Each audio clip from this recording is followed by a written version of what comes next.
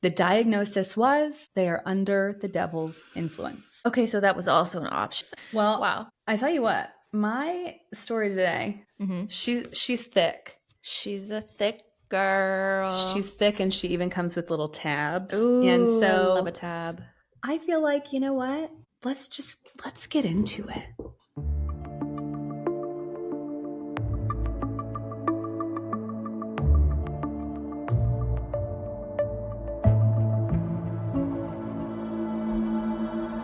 On Alter Ego, we explore where the sacred meets the psychological. We discuss sensitive topics involving trauma and mental health through an educational, ethical lens. We aim to bring understanding, openness, and curiosity, not sensationalism. Listener discretion is advised. Okay, don't listen. Content warnings for today's episode includes execution, hangings, pressings, and jail deaths, racism and enslavement, religious extremism, and psychological distress. As always, listener discretion is advised. This is a story about trauma, the danger of hysteria, and the devil. Whoa. Jerry, today we are talking about the Salem Witch Trials. Oh my God, I'm so excited. And I am determined to frame this just a little bit differently. So we're gonna get not just meaty, we're gonna get into some like tendons and stuff, because I'm gonna start with King William's War. Ever heard of her? Never. Okay. King William's War, 1688 to 1697, so no small thing, is crucial background for understanding Salem because the conflict helped create the fear and instability that fed the witchcraft panic. But it definitely was not covered in my history class, and it sounds like it wasn't covered in yours either. Nope. Okay. So King William's War was the North American theater of the 9 Years' War, which does sound more familiar, right? Okay. Also called the War of the League of Augsburg. Less familiar, but we're finding something here. Between England and France. So it lasted 9 years. And it was the first of 4 major French and Indian wars fought in North America before the American Revolution. Okay. So it happened here. Sounds very British, but was here. And it was English colonists and the Iroquois Confederacy versus French colonists and the Wabanaki Confederacy, which was Abenaki, Mi'kmaq, Maliseet, and others. Will not come up later, but I want to cover all of this. So the fighting mainly happened along the New England Acadia frontier, which is now like Maine, Nova Scotia, Quebec, and into New York and Quebec borderlands. I know this feels dense, but bear with me. So here's some key events. Okay. There's a raid on Schenectady in 1690. French and Native allies attacked an English settlement in New York, killing 60 people and capturing dozens. There are then attacks on Maine settlements. Maine is in the state. Right. Frontier families lived in fear of raids, obviously. Can you imagine? No.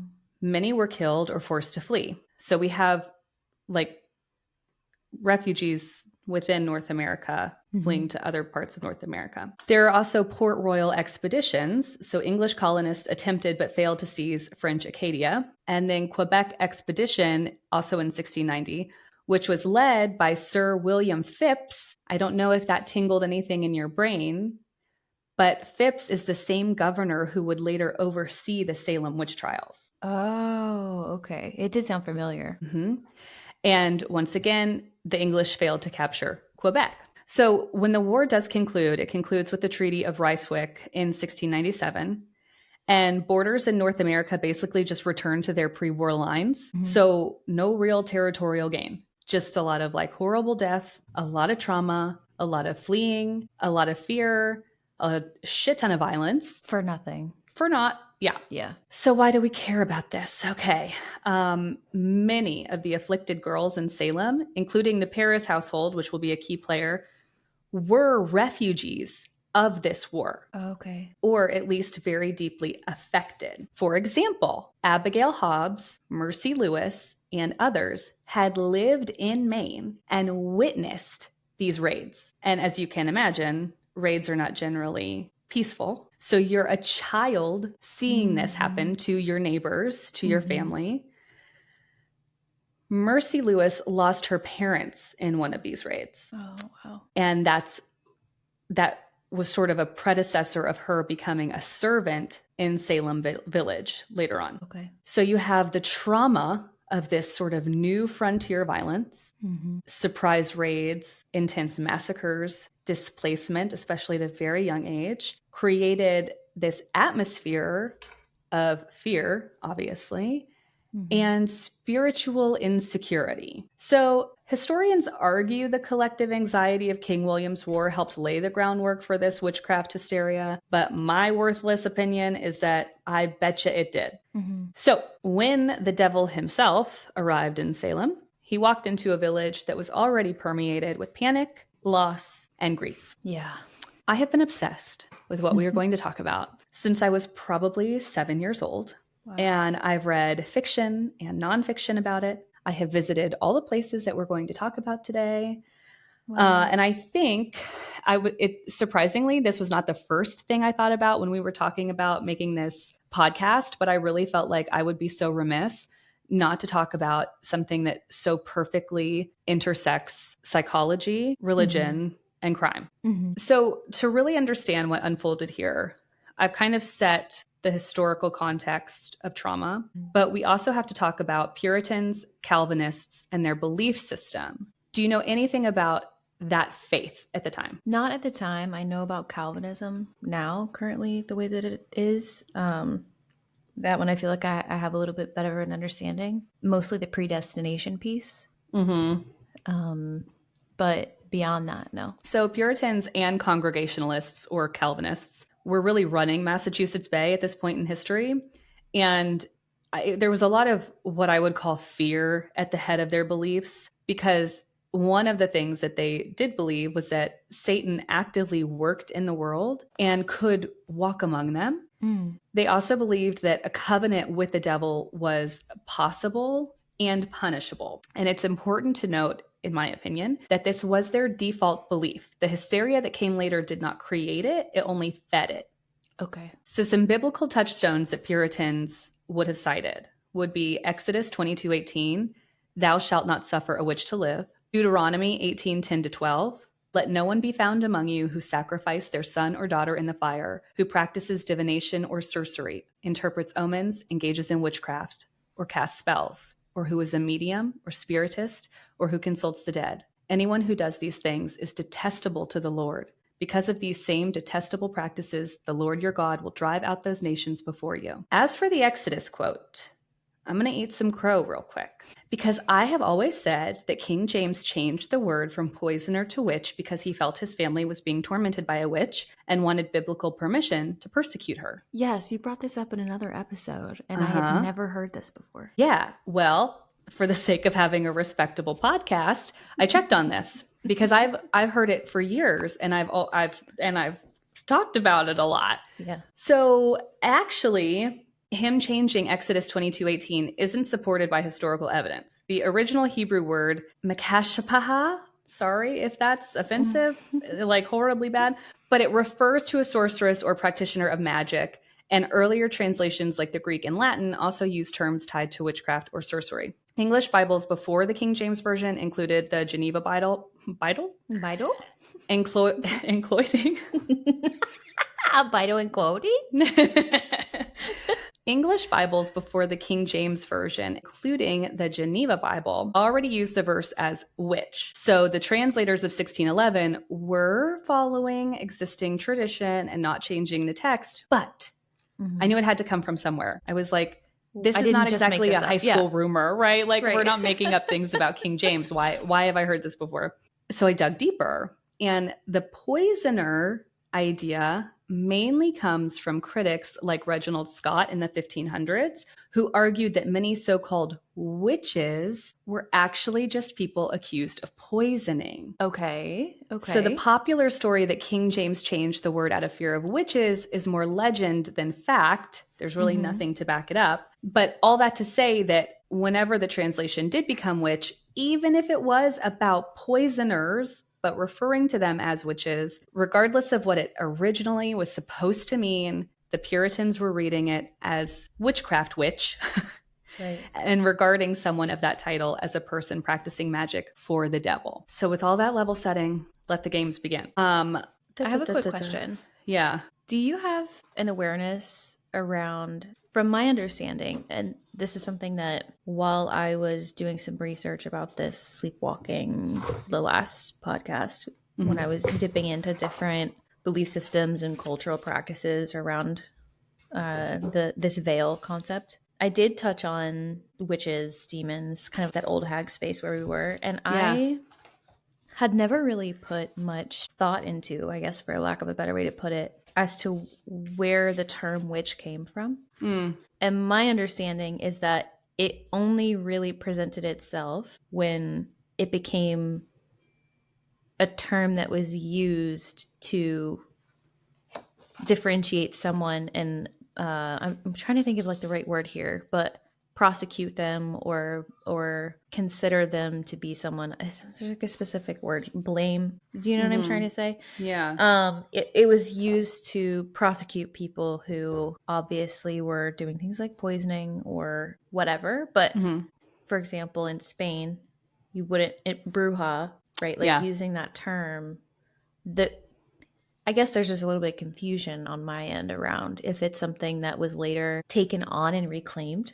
Because at some point it was like healer, shaman, light worker. I would have to think that it was probably a pagan term that was not offensive at all, and then was later kind of reclaimed. But let's take a second and actually find out. Because at this time, they were using the term witch. I guess that was my main question. They were using the term witch. The earliest English form is wick and wicca, so the feminine and masculine, found in Old English texts around the 9th century. Described, of course, someone that practiced magic or sorcery. Likely comes from the Proto-Germanic root huikia, meaning necromancer, one who practices divination. But it looks like by the Middle English period, witch, W-I-C-C-H-E, was used for both men and women. And over time, the word narrowed in meaning, coming to refer primarily to women accused of harmful magic, especially during the witch hunts. Okay. That's interesting that it wasn't gendered at some point. Yeah, it was originally, and then it just came together to be like, a witch is a witch. A witch is a witch. So January 1692, the afflictions begin. I'm a nerd, so one thing I want to mention off the bat is that it's a very common misconception that the trials happened in Salem. They did not happen in Salem. This all happens in Salem Village, which is now Danvers, Massachusetts. Very close to Salem. If you're going to Salem, it's like 10 minutes out of the way, but it didn't happen in Salem. Reverend Samuel Parris, so again, the Parrises were in that war. They've witnessed some stuff, right? Yeah. So Reverend Samuel Parris's 9-year-old daughter, Betty Parris, and 11-year-old niece, Abigail Williams, began displaying strange behaviors. Fits, screaming, contortions, throwing objects, barking like dogs, and claiming to be pinched or pricked by invisible forces. Before we go any further, I'm curious about putting this in a modern perspective. If I called you as a parent and said, I want to put my minor in therapy, these are the things that they're doing, these are the things that they're saying. Also, by the way, we've just been through something really traumatic. We had to relocate here because of violence in our country. What are your thoughts? I'm really hung up on the contortion. What do we think that exactly meant? What's your interpretation of that?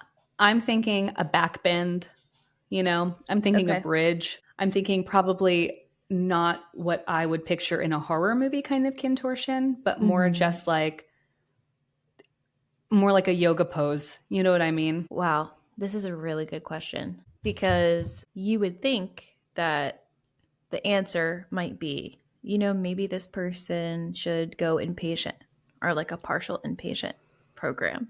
However, when I say this with very, let's say, I don't want to say limited understanding, because I've had quite a few people in practice that I know of go into an inpatient setting. I have heard of it being helpful for people. However, I have never seen that.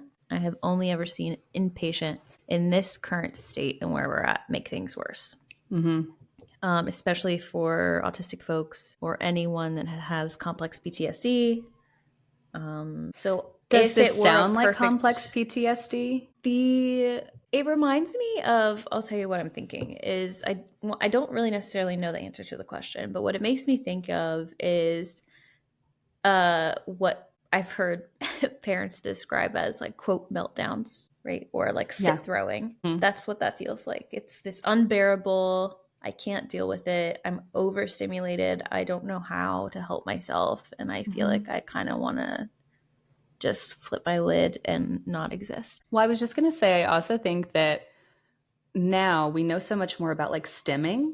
Mm-hmm. And I think even something like barking could be, am I vocal wrong or insensitive to think that that could be like a vocal stem? No, that could absolutely be a vocal stem. And I mean, there's a reason why as a human creating things is regulating.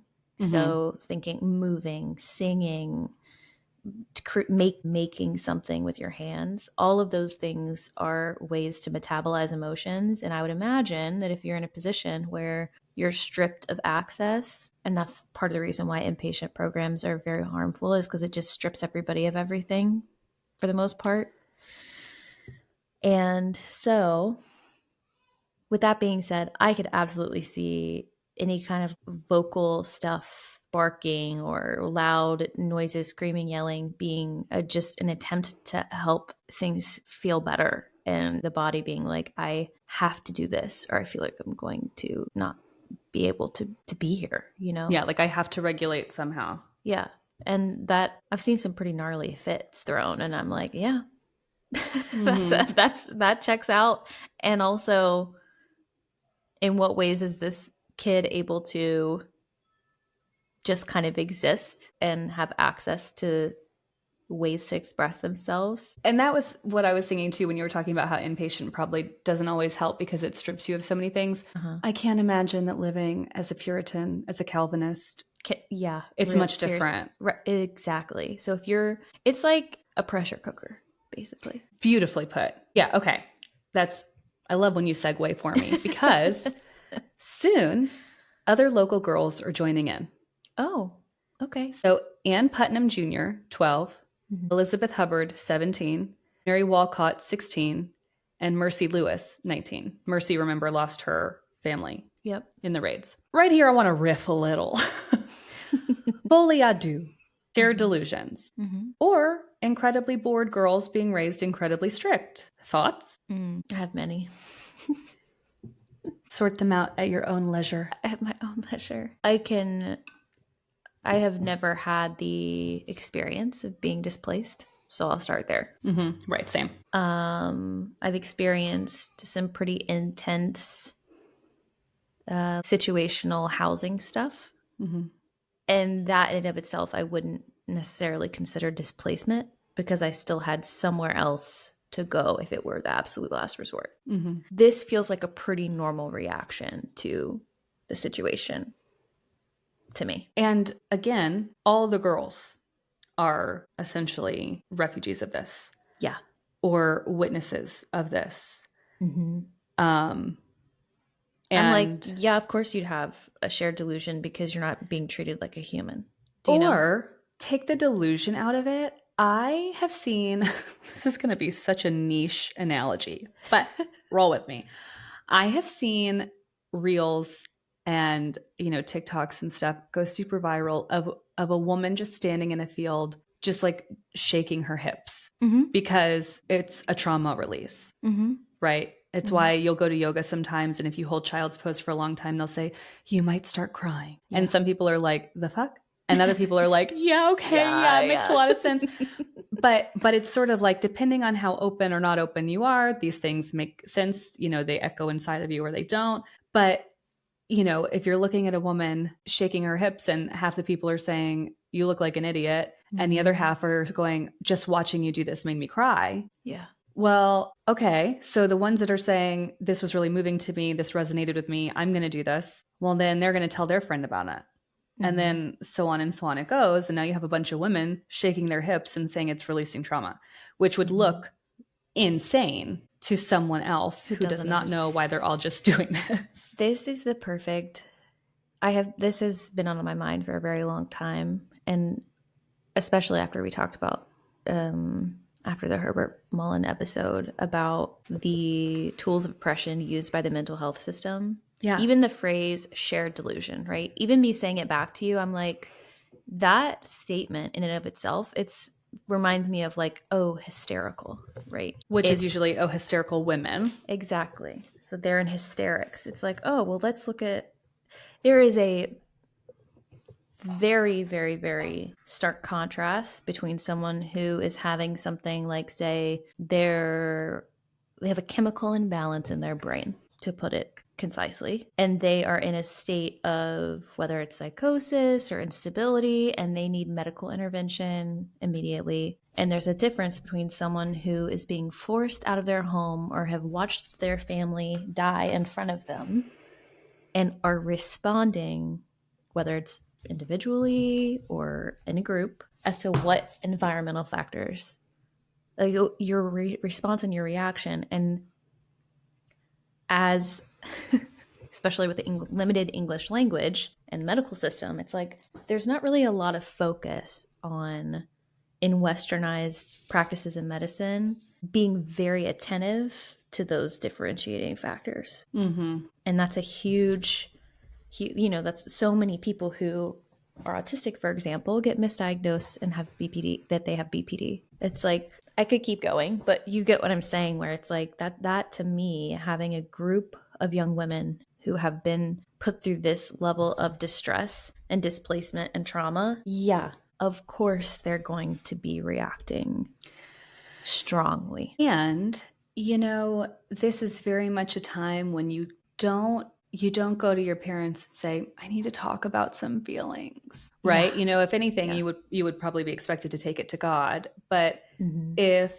instead you took it to a girlfriend and said, look, this is going to sound kind of nuts, but I just started like howling at the moon the other night, and honestly, it made me feel a little bit better. I felt great.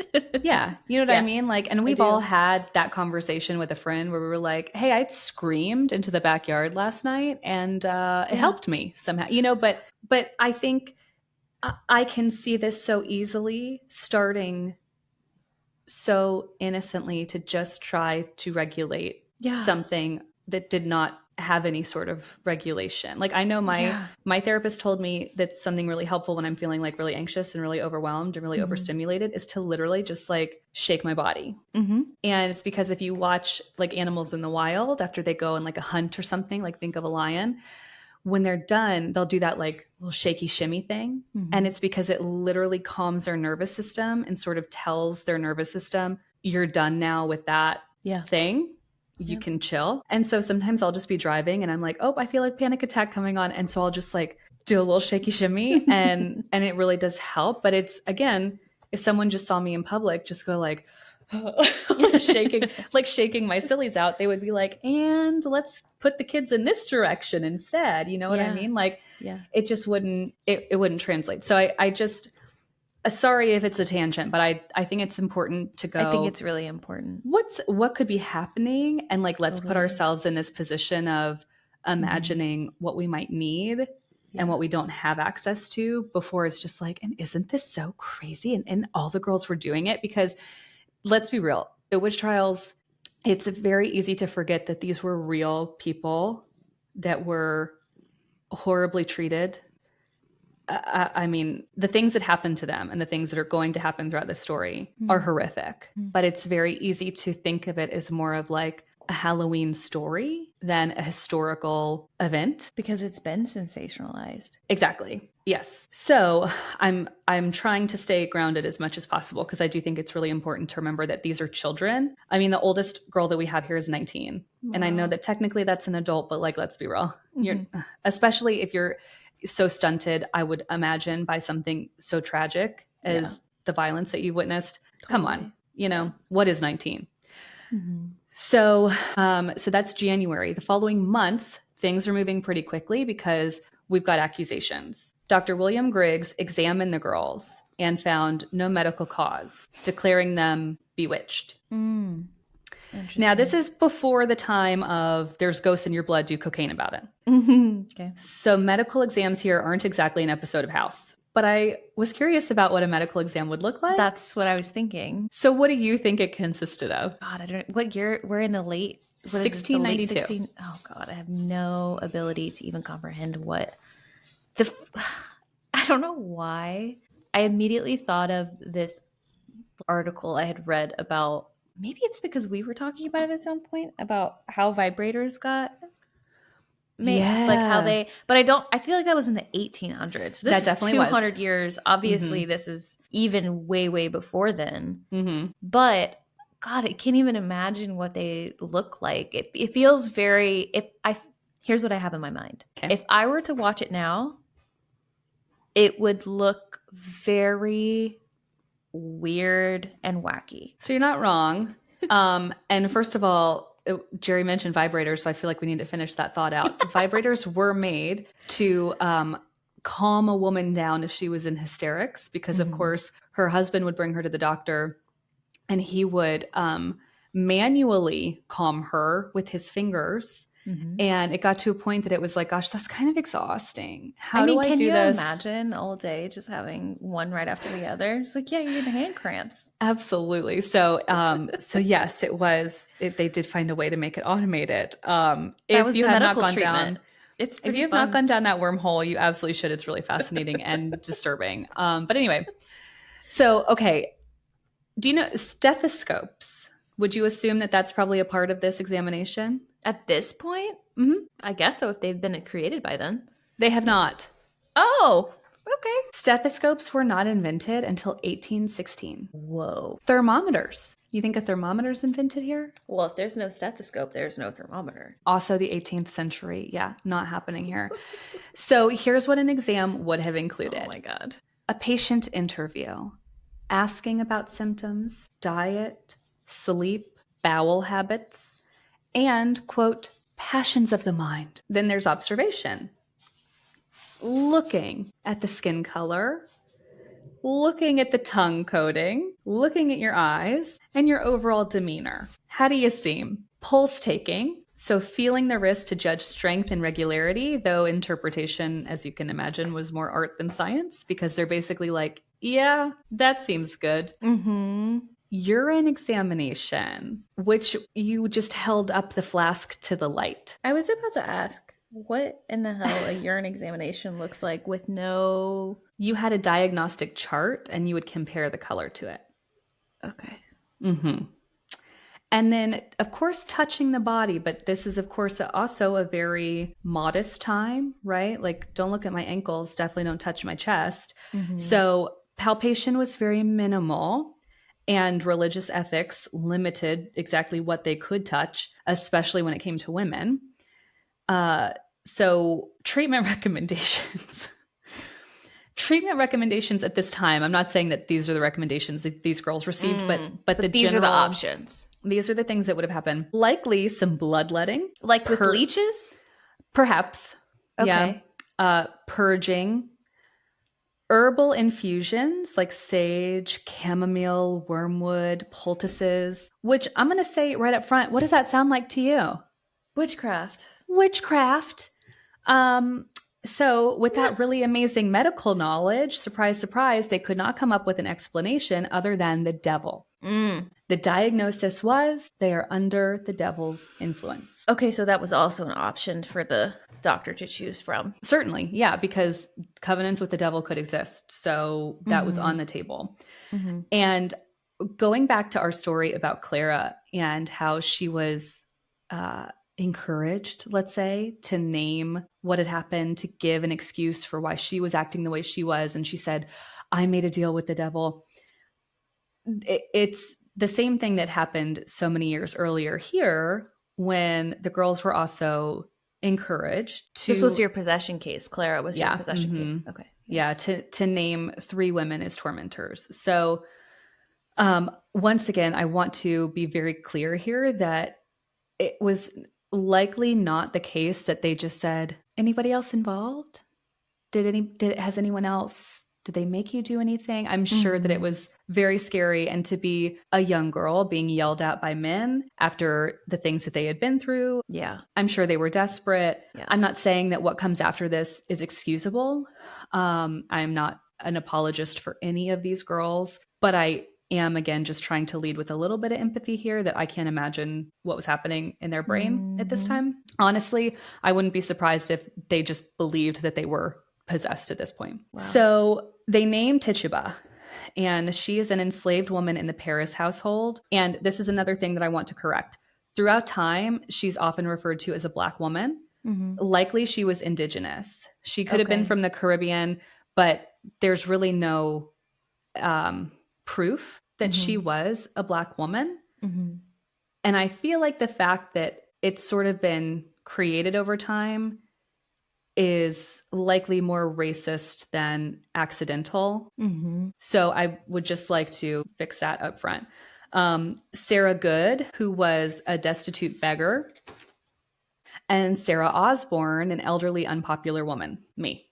So, so all three of these women were arrested on February 29th, 1692. So just to remind you, arrested. So January, the afflictions begin. February, they're examined by a doctor, using that term loosely, diagnosed with the devil. They name three women. They're arrested. So okay, this happens quickly. This happens quickly. And at this point, do we know exactly, and I'm sure that it's hard to get specific answers here for this, but what was the most of the issue? Is that they were in the streets yelling, that they were doing witchcraft and like hexing people? Like what's the main thing? Great question. So basically what had happened was when they were acting out at home and their parents couldn't get them to calm down, and they've taken them to the doctor, and the girls are still just having these fits and throwing themselves to the floor. The fits.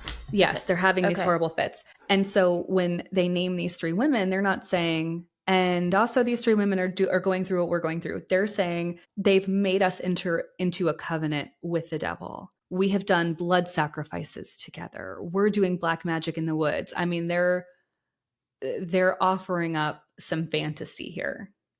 And instead of anyone going, really? When? Where? Show us. They're just like, that's all we need. Okay. And we will circle back to the folks that were first accused and the demographics of those first people arrested, because I want to make sure that we save some space for that. But for now, we're going to move to March and April, where things continue to escalate. More accusations are spreading rapidly. Everyone is afraid. There are village rivalries that already existed and now are getting worse. And of course, a lot of religious zeal, right? Because this was an opportunity where your neighbor could accuse you of witchcraft when maybe she was just pissed that her husband looked at you. Oh, God. Or, maybe you guys went to the market that morning and you got the last loaf of bread and that ruined my dinner plan. And so, you know what? Actually, Jerry's a witch. Like, whoa. Who was safe? And for this very reason, people started to realize that if you're not first, you're last, right? So you probably need to be the one saying to accuse someone and first. Accusing, then waiting around for someone to point their finger at you. Oh my God. This is so I feel stressed. I'm like, oh shit. I'm like, that's what I'm saying. This how is would so I have scary. handled that? Yeah. So people were accusing upstanding church members. They were accusing midwives and prominent citizens. Like it started with this demographic of like, oh, well, you're not white, and oh, you're old, and oh, you don't offer anything, to everybody, you and you and you and the rich guy, everybody. Jails in Salem and in Boston and surrounding towns were filled with suspected witches. Whoa. So now we're in May of 1692. There's a special court established because this has blown up so much that they have got to start making moves because the prisons are overcrowded and we've got to figure it out. The jails, I should say. People can't sit in cells forever, especially because it doesn't necessarily stop the practice of witchcraft. And this is important to note. We'll touch on that in a minute. Governor William Phips, remember, he was one of our main characters in the Quebec expedition. He led that. He creates the court of Oyer and Terminer to handle the growing number of cases. And many people were convinced that the accused could still wield supernatural influence. And this was not helped by the afflicted girls continuing to claim that those in jail were still tormenting them, pinching them, choking them, even visiting them as specters in the night, like astral projecting to them. And like I said, this is why I'm saying I am not an apologist. I am not saying that the girls are innocent. I'm saying I can see that it may have started with some undiagnosed mental illness, some trauma, some PTSD. And then it quickly became, I have never felt so important. Everyone watch the show that I'm putting on, right? Because now these girls are running the town. Well, I can't imagine how powerful that would feel as well. If I'm going to full send into this and project into it, it's like, oh, you strip me from everything I have. You take everything away from me. Actually, yes, I am pinching you in the middle of the night. Well, or being pinched in the middle of the night, because they're saying we're the victims. All the people that we have accused. Wait. Hold on. They're saying all the people that we have accused are why we ever suffered at the hand of the devil. It's why we're still suffering. And they're actually the ones that are in courtship with the devil and in love with the devil and sleeping with the devil. We're just sort of innocent bystanders. We didn't know what we were getting into. They made us do this. And now they're still tormenting us, even though we've already given up their names. Whoa. Okay. Okay. Now So I understand. they are the judge and the jailer. They are standing in town having these fits and going, oh, it just won't stop. They're still doing it. Even though they're in jail, they're still tormenting me. Woe is me. What? Uh-huh. Wow. Okay. And whoa. The Puritans believed that the soul of a witch could leave their body and travel. So locking them up was important, but it was more of like a visual than a real solution, right? Okay. So this is Satan's power. It's not going to be stopped by walls. So Cotton Mathers, a real piece of work, Minister Cotton Mathers was super stressed about this because the town was still being afflicted by these shape-shifting witches. And it continued to up the charges, but even in a cell, people could still say that one of the arrested individuals was hurting them. So I'll give you some examples of what was being said at this time. Giles Corey, an elderly farmer at the time, is very well known by anyone who has studied these witch trials because he was the only one to be pressed to death later.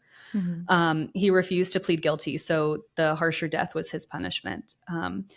Mercy Lewis was his accuser, and here's an actual excerpt from their deposition in which she says, I saw the apparition of Giles Corey come and afflict me, urging me to write in his book. He did afflict and torture me most grievously, and also several times since. Since he had been in prison, he or his appearance has come and most grievously tormented me. So these girls are in a courtroom in front of these people that they have had arrested.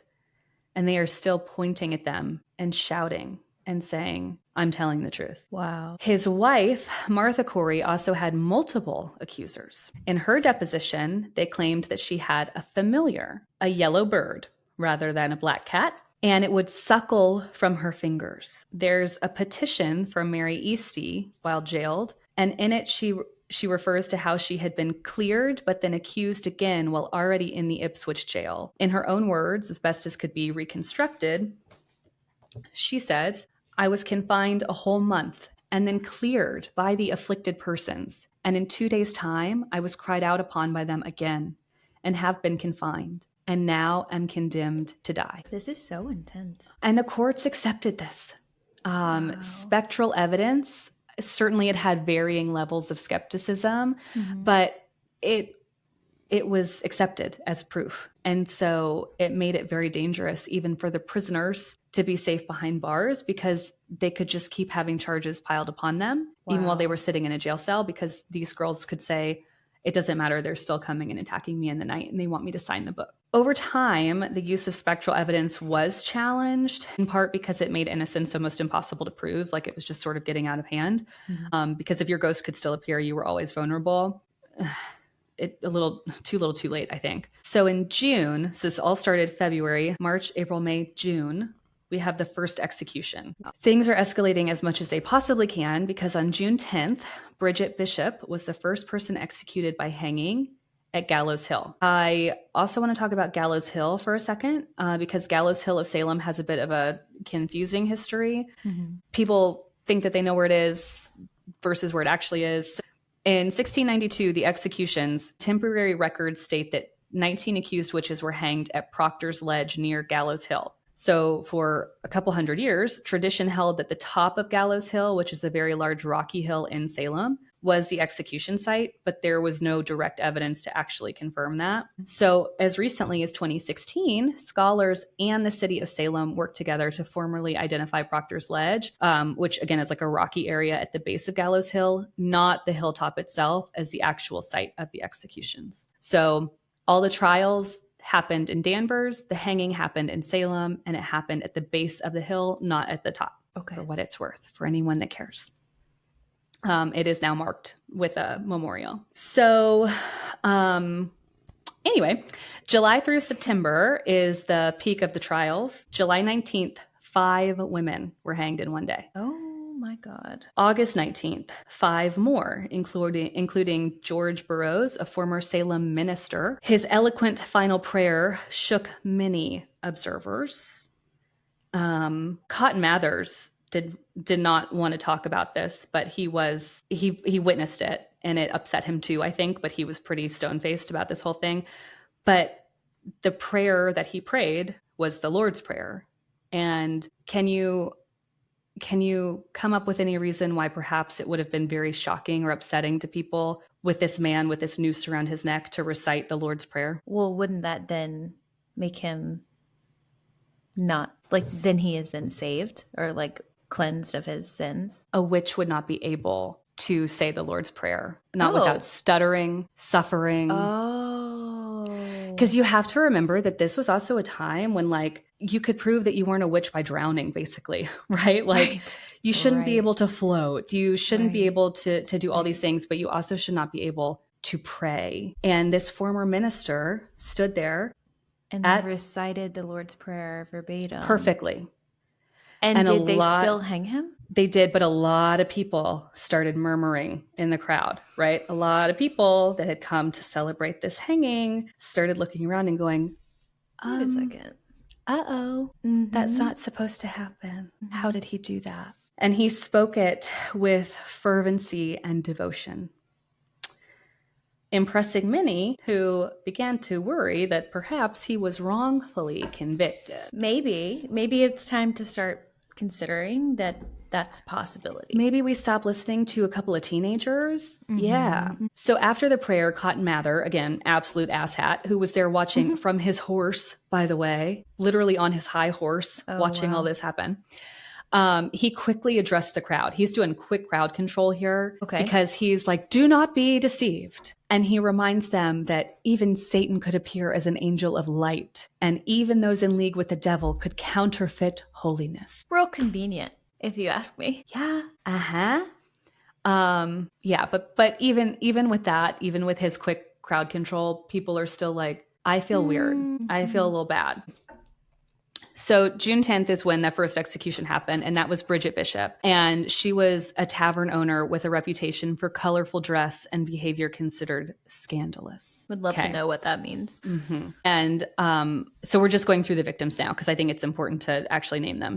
July 19th, we had Sarah Good, who was a poor, marginalized woman, and she had We're gonna revisit the story, but I'm so excited about this. So she was a poor, marginalized woman, and she famously told Reverend Noyes, "You are a liar. I am no more a witch than you are a wizard. And if you take my life, God will give you blood to drink." And bitch, go off. Okay? Go off. But we'll circle back to Sarah because she's awesome. Rebecca Nurse, a respected elderly church member from Salem Village, her conviction shocked many because she was sort of this like motherly figure. And when she was accused, you couldn't go, well, no, that doesn't make sense, because then you would have to say that about everyone. So instead, people just had to come to terms with this. Oh my God, this woman that I admire and that I love and that I think is so wonderful is doing this, whatever. Susanna Martin, she was from Amesbury and she was known for her sharp tongue. So she and I would have gotten along. Elizabeth Howe, she was from Ipswich and she was accused by neighbors who blamed her for their misfortunes. And Sarah Wilds from Topsfield, who had a reputation as a nonconformist. Question for you. I have read in different places that some of the witch trials were about getting land specifically from women. Uh-huh. Are we touching on that at all? We'll touch on that a little bit. Yeah. Okay. And just like a quick aside, the witch trials in Salem were not the only witch trials happening or that did happen in the world. There were plenty overseas as well. I mean, there were women in Ireland being accused of being witches because someone thought that they like stole a horse, right? I mean, like women were being killed. And again, men too. That's also a common misconception that it was only women that were victims in this, and there were men. Certainly more women, but men as well. Okay. August 19th, perfect segue, George Burroughs. He was, again, the former minister of Salem, recited the Lord's Prayer perfectly at the gallows. Martha Carrier, she was from Andover. Cotton Mather called her the Queen of Hell. Oh. Don't you hate him? So much. Also, all of these people sound like people that I would fuck with. Absolutely. Yeah. I feel like Sarah Wilds would have like Lydia Dietz bangs. You know what I mean? Cool. She would. John Proctor, he was a farmer and a very outspoken critic of the trials. And he was not accused until he started to criticize what was happening. Real convenient. George Jacobs Sr., who was an elderly man and betrayed by his granddaughter's accusations. John Willard, a former constable who refused to arrest accused witches, drawing suspicion. So September 19th, 1692 is when Giles, husband of Martha Corey, was pressed to death with stones after refusing to enter a plea. And if you have the opportunity to go to Salem and go to the Witch Museum and watch the presentation of this, it is very powerful and very impactful, and I think it's so well done. And they have you're in like just a dark room, and there are figures, think very like Disney figures, right? Animatronic sort of things set up, and they're all in black until the story is about them, and so then the light will spotlight them, and there's like voiceover, and it's really nice. But Giles, when it got to him, I just started crying, and I was like, I hope no one can see me because I look ridiculous. But they continue to say, just confess. And he refused and instead just kept saying, more weight. And his last words were, more weight, as they slowly pressed him to death. For anyone unfamiliar, pressing is exactly what it sounds like. You were forced to lay flat on the ground, and you had stones added on top of your body, and until it was finally so heavy that you would suffocate beneath them. So this is different than stoning, because stoning is like you're actually throwing stones at someone and hitting them with it. It's very similar, but different. Yeah. And I'm sure that probably people use it interchangeably, but in this case, pressing is with stones, but in this way. And again, he was the only person killed in this manner, and it was because he refused to enter any sort of plea, whereas everyone else was forced to ultimately say like, fine, I'm guilty, because they thought like maybe I'll be treated more kindly. And so then September 22nd, 1692, the final and largest execution. So Martha Corey, Giles's wife, who was previously thought untouchable due to her church membership, but of course no one was safe. Mary Eastie, who was the sister of Rebecca Nurse and Sarah Cloyce, and she wrote a really moving petition declaring her innocence. Alice Parker, who was accused of afflicting her neighbors. Mary Parker from Andover, not related to Alice, just coincidental. Anne Putiator, a wealthy widow accused of witchcraft and murder, and to your point, possibly targeted over property disputes. Wilmot Red of Marblehead, known locally as Mammy Red. Margaret Scott, an elderly widow from Raleigh, poverty made her an easy target. Samuel Wardwell, also from Andover, confessed under pressure, later recanted, which sealed his fate. Your fate was sealed regardless, is the thing. These people thought, okay, well, I have to confess. I'll be shown mercy. And then when they saw that didn't happen, if they tried to recant, then they were just seen as like more guilty. So in case you lost count, 19 people were hanged, 14 women, 5 men. 1 was pressed to death, and 5 others died in jail, including Sarah Osborne and infant Mercy Good. So let's find a little bit of positivity for a second, because remember that quote, God will give you blood to drink? Well, let's talk about it. So Sarah Good said it July 19th, 1692, just before she was executed. She was poor, disliked, and one of the earliest accused. And at her execution, Reverend Nicholas Noyes urged her to confess. Instead, I'm going to say it again because it's such a good quote. She is reported to have said, "I am no more a witch than you are a wizard, and if you take away my life, God will give you blood to drink." There's some biblical imagery here because it echoes Revelation 16:6, which says, "For they have shed the blood of saints and prophets, and you have given them blood to drink. It is what they deserve." So she was using her final breath to invoke divine retribution, saying that those unjustly killing her would themselves be punished by God. Yeah. But to the Puritans, she was putting a curse on them. Oh, okay. It would have sounded like she was calling down God's wrath. Also, general badassery, in my opinion, because she framed her executioners as the true guilty parties who would suffer God's vengeance ultimately. But here's the best part of this story. It gained some significant traction when years later, Reverend Nicholas Noyes, to whom the curse was directed, died in 1717 of a hemorrhage in which he would have died choking on his own blood. So good. So good. Listen, 1717. Is it real? Did it happen? There's no like really good way to know, but I believe it. We're going to say that it happened. I believe it. Yeah. Oh, incredible. Gives me chills. I love that story. So good. Okay.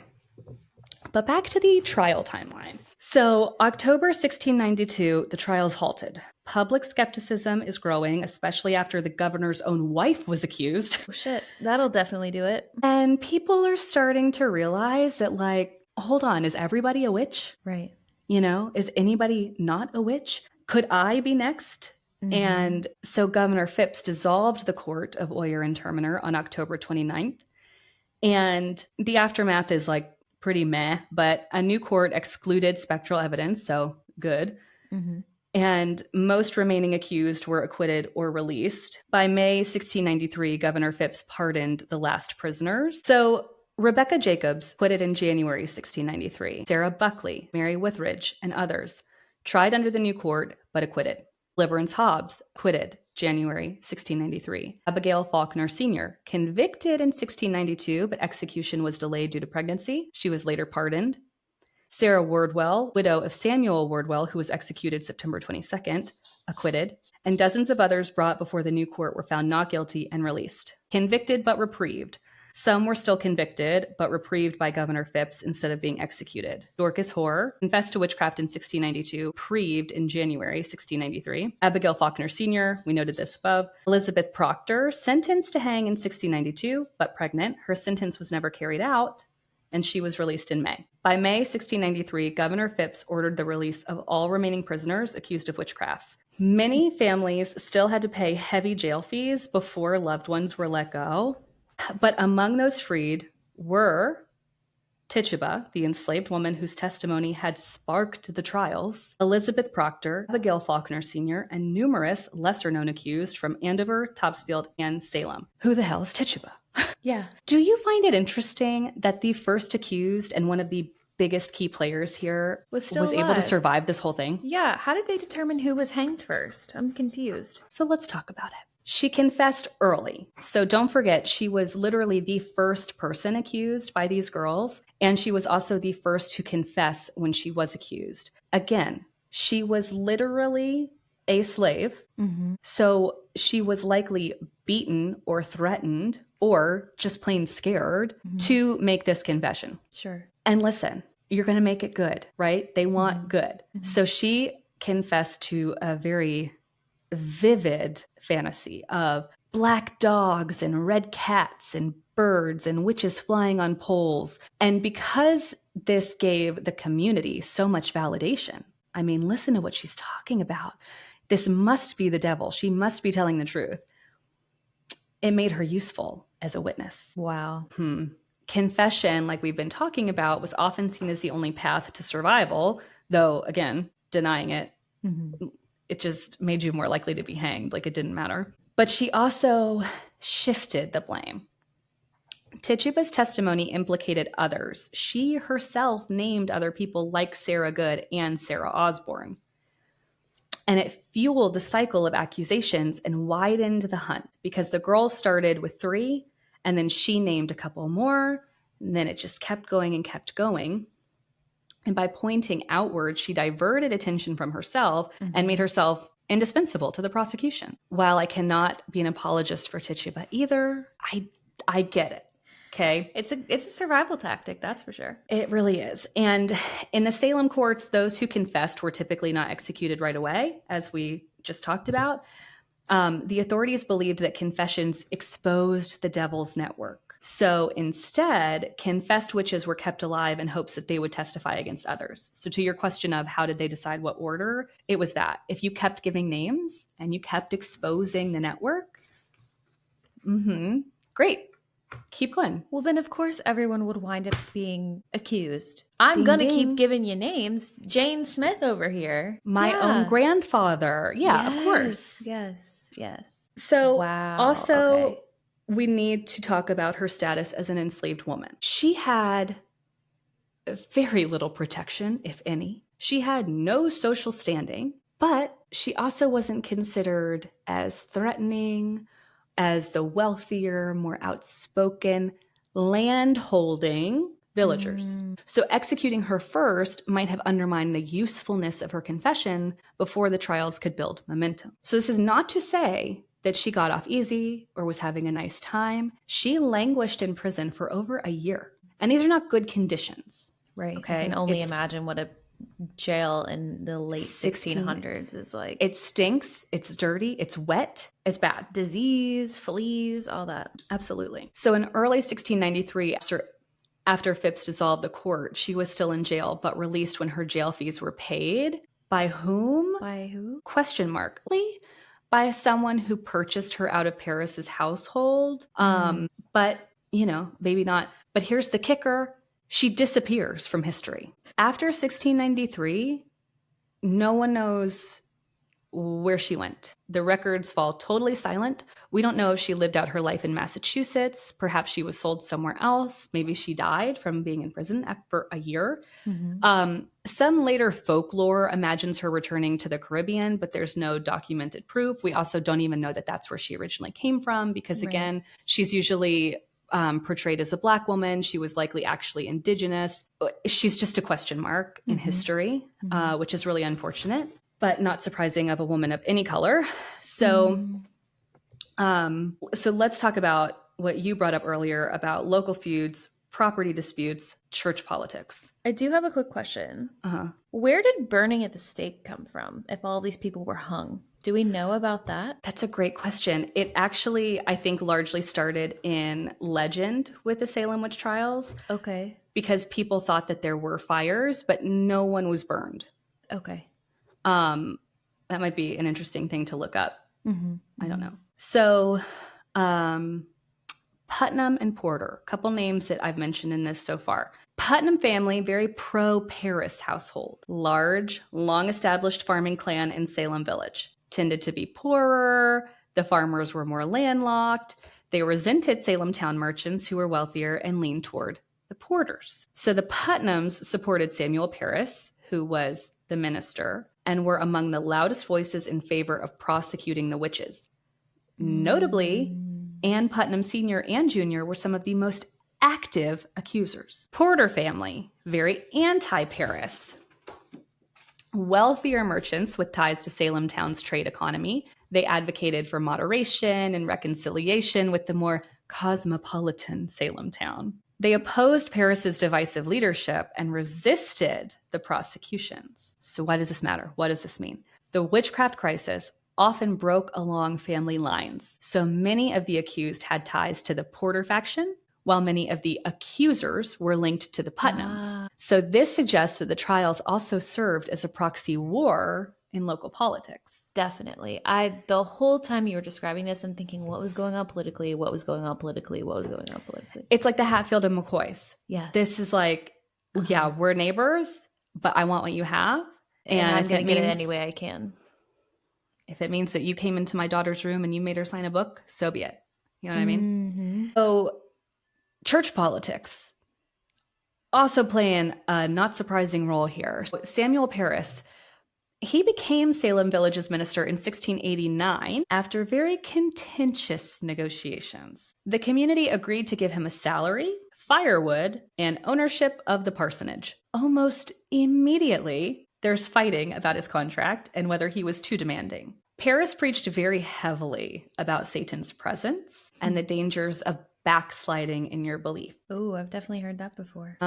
He was very rigid, quarrelsome, allegedly, quick to interpret dissent as spiritual rebellion. So if you opposed him, and many did, often the porters and their allies, you were then suspect when accusations of witchcraft began. We also have excommunication, because during the trials, Paris was a strong supporter of the court and spectral evidence.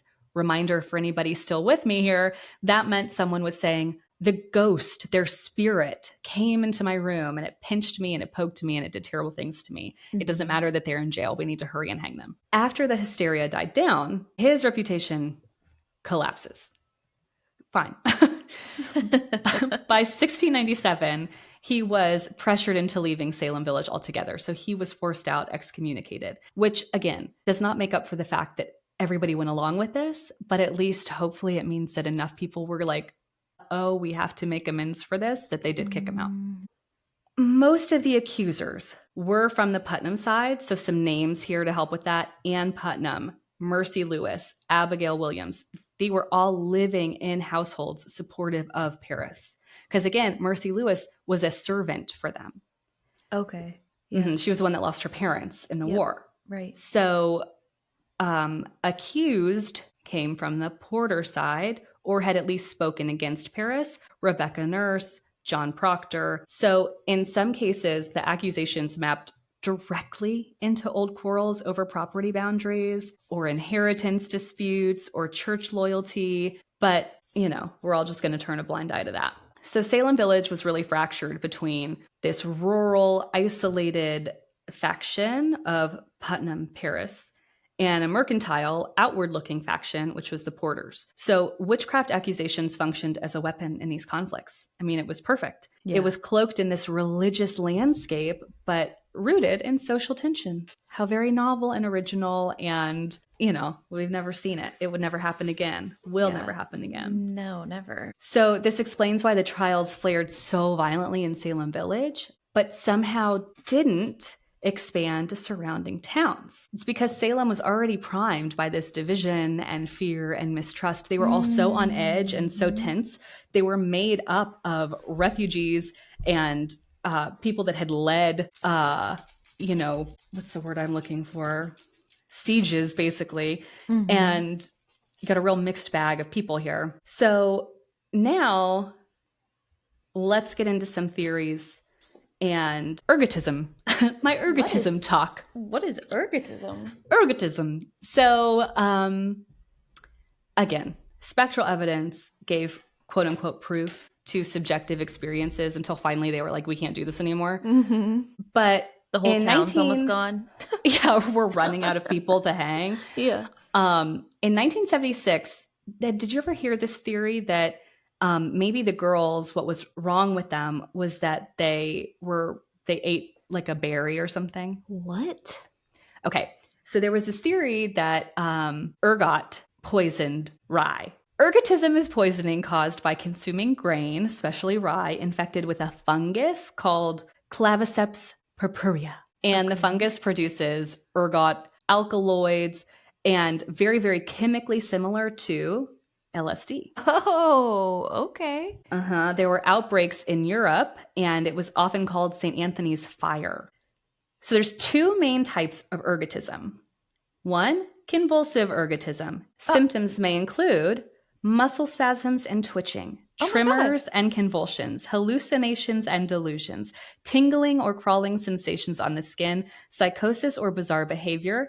And these can certainly resemble fits, if I've ever heard them, including screaming and strange speech. Okay, well, that checks all the boxes. There's other gangrenous ergotism. Symptoms may include severe vasoconstriction, which is like your blood vessels shrinking down, burning sensation, which is why it was called St. Anthony's fire in Europe, numbness, and then tissue death in fingers, toes, and limbs, which could even lead to like blackened skin, so gangrene.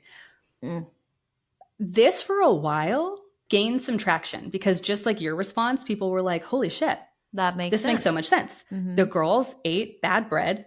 Of course they did. That is easy enough to see happening.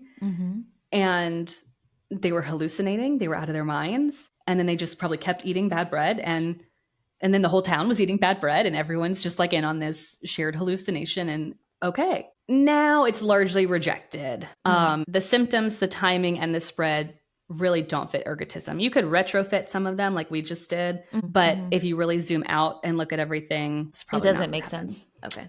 Unfortunately, no, because that was pretty awesome.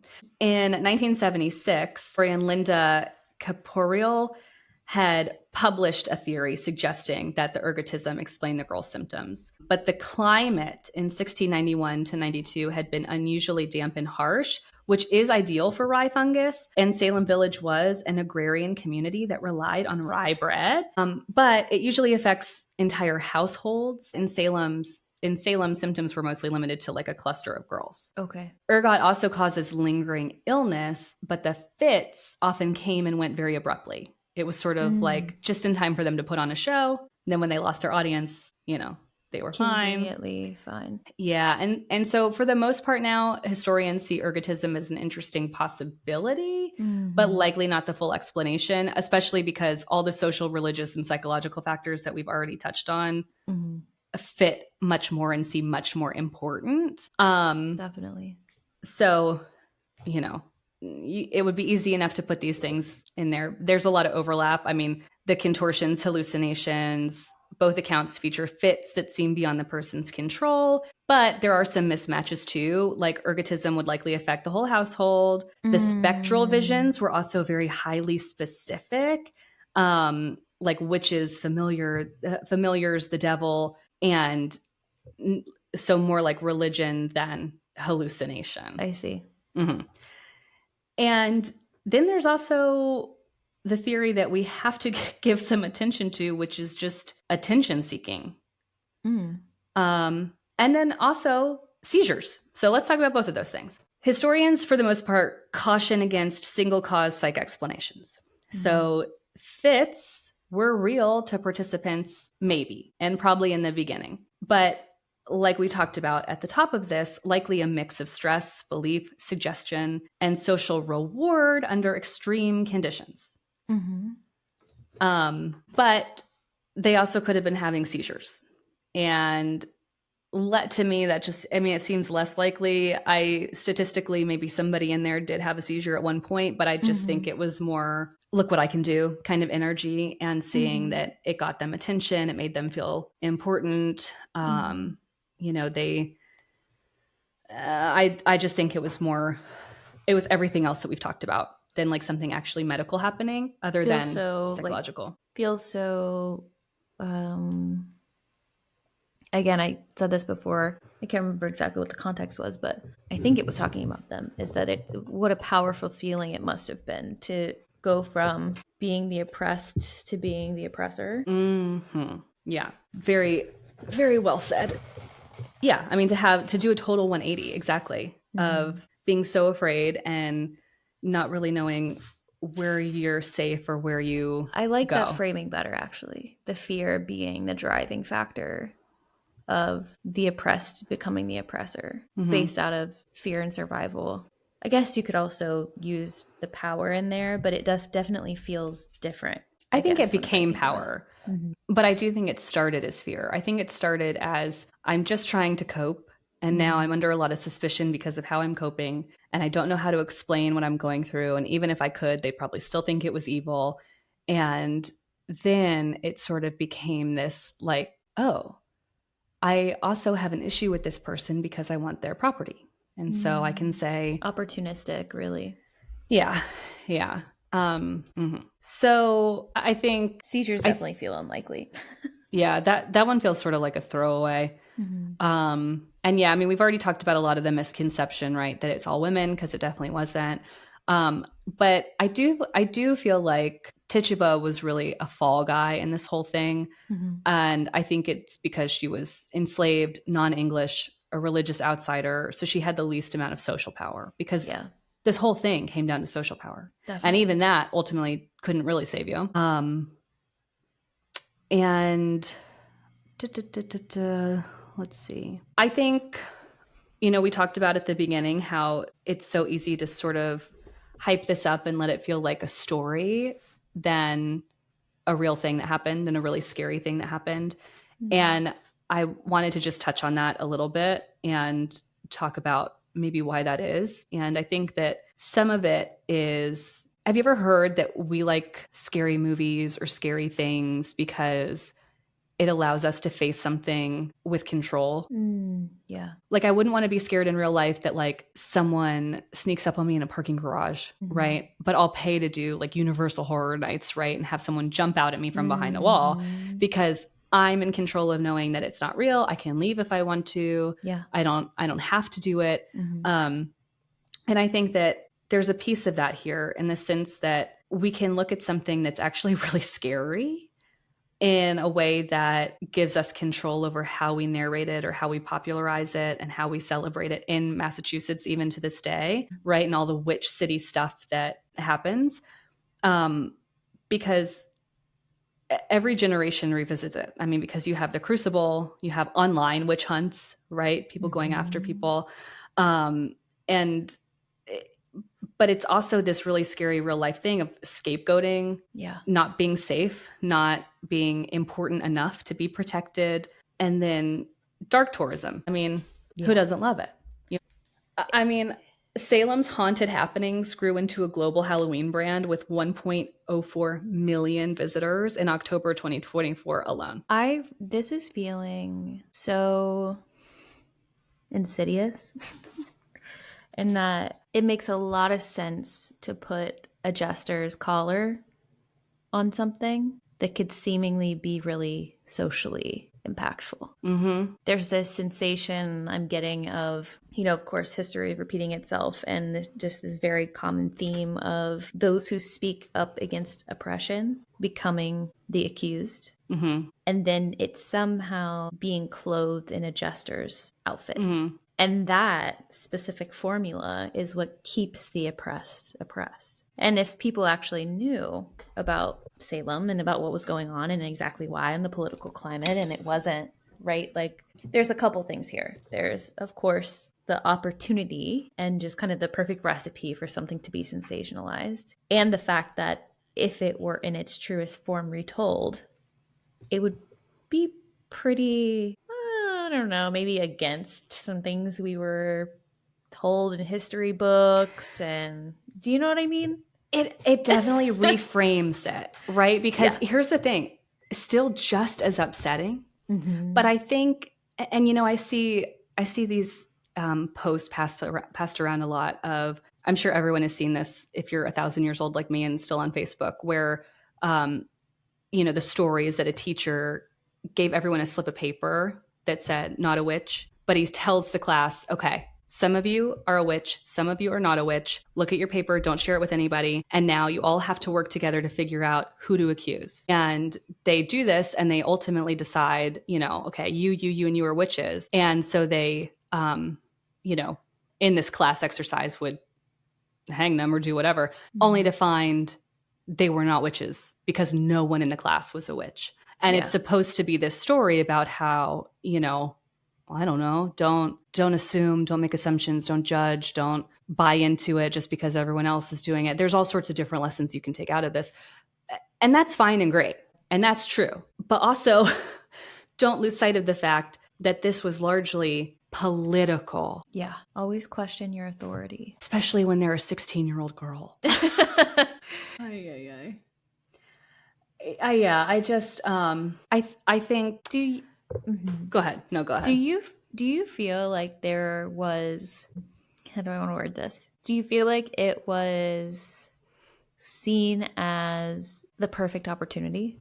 Do you know what I'm saying? Yeah, I think, and yes, and let's talk about that, because I think it became that. I think I truly, in my heart of hearts, think that these girls were going through something. I really do think it started that way. And then I really do think that it got so out of control I mean, it was like someone poured gasoline on a lit match in the woods.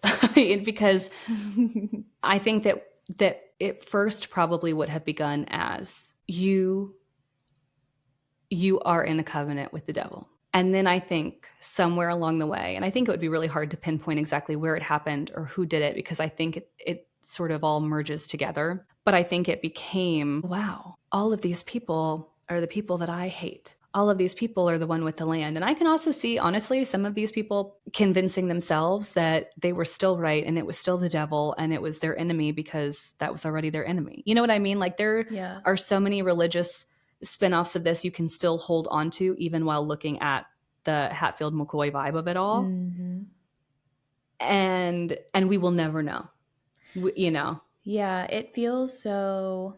I had this like gut reaction of how would a group of teenage girls be the overseers? They feel like, in a way, we're watching the marionette, right? Like we're watching, we're seeing they're the ones that their mouths are moving, but I'm curious as to, right, like the influences and the, just like how you were saying, the, of course, like all of that, the puppet strings, right, of course, yeah. Who is I mean, doing who are the puppet masters is what, and that ties back to, the family lines and all these different things, like it all ties in together. It just was it got out of hand so easily and so quickly. And I think, you can get sick off of power. Mm-hmm. And I think especially to be a kid that doesn't really, I can't say that they're not grasping death because they witnessed so much of it before coming to Salem. Mm-hmm. So it's not that. It's not that I think that they didn't understand the permanence of what they were doing, but I think they had to be sort of numb to violence at that point. This is making me think of when I was working with perpetrators, right? There is this moment that is up for question as to when the victim slides over into being the perpetrator. Mm. And this is making me think of, right, the oppressed versus the oppressed becoming the oppressor. There is this slide and this transition where, and this is what's bringing that up, right, of especially as a child, we're going to say, I guess they were closer to being adults than children, but there's still, this makes me question just as much as I did then when I started understanding the nuances of these things, of at what point do we consider responsibility being societal, being systemic, being individual, being group, being, I mean, it is so convenient to say it is these 4 individuals who are responsible for this specific thing happening, right? But really, when you zoom out, it's so much more than that. Mm-hmm. I'm not saying I have any answers. I'm just inviting.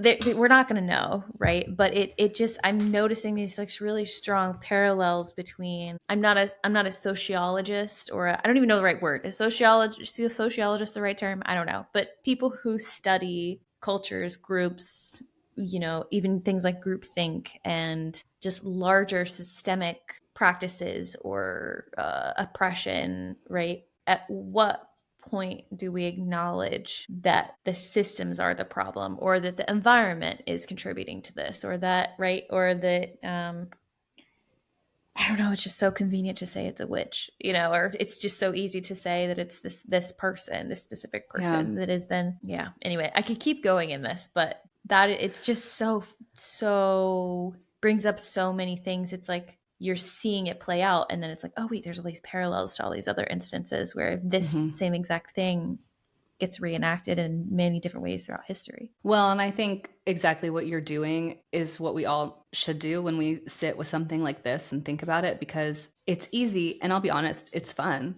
to think about all the details that I didn't talk about today, like the real specifics of what Tituba claimed they were doing, or what the girls claimed they were doing, because it is that fantastical sort of ooh, it's spooky. And like, I don't know, maybe they were. And wouldn't it be fun? Like, wouldn't it be crazy if they were witches? Yeah. Especially because you hear about this when you're way too young to understand the impact of it, I think. Yeah, definitely. And I will say again, when you study it in school, it's like a blip of, yeah, this got really out of hand. And it's not really a study on socioeconomics and refugee psychology. And there's just a lot of it that you don't know, and maybe because some people don't think it's important, but I think that it is. I think that that all plays into what happened and how it got to where it got. But yeah, I think, yeah. This is really such a beautiful display of, I think, you're touching on, like, okay, yes, the sensationalization of it, and it's exactly what we wanted to steer clear from, right? Of like what we're doing in this space and how we're bringing up things and talking about them. And yes, there are things that, like, I was so, and am still so locked in and so kind of geeked out about this specifically, and knowing that you have always been so fascinated by it. And it definitely feels different to sit with these feelings this is brought up versus being like, oh my God, like, oh, did you, yeah, oh wow, it could have been, right? It just feels so different in my body. And I'm like, okay, yeah, that's what it feels like. And kind of naming that, it is definitely not something that I'm like, oh yeah, I want to sit in this for a long time. Like, I want a distraction. And I'm like noticing that I'm like, oh, I can feel the discomfort in this, and how I don't want it to be in it for a little while, because it makes me feel like I have less control. So I'm noticing and I think that too. that's why when I went to the museum and when I went to their memorials, that it really rocked me, because don't get me wrong, I didn't grow up thinking, oh my God, this is so cool, right? And like so fun. No, but I do think that there's a different depth when you look at all those names and you sit and you hear voice actors portray some of these quotes and some of the fear that must have been in that courtroom, where you're sitting there and looking at this young girl who does not know you from anyone outside of maybe going to church together, and is saying all these crazy things that you've done, that your spirit has done to her. And you don't have a voice. You don't have an option. And no one is saying anything. And no one can say anything, because then all it does is just put them under too. And so it's really a damned if you do, damned if you don't, because you either confess and you're killed, or you reject it and you're killed. And I can't imagine, nor do I want to imagine, living in a space where my neighbor could say, yeah, she did this thing. And everyone goes, all right, that's that, Yeah. the end. So yeah, I mean, it is heavy, and it's, I think it's very important to stay grounded in the fact that so many people died.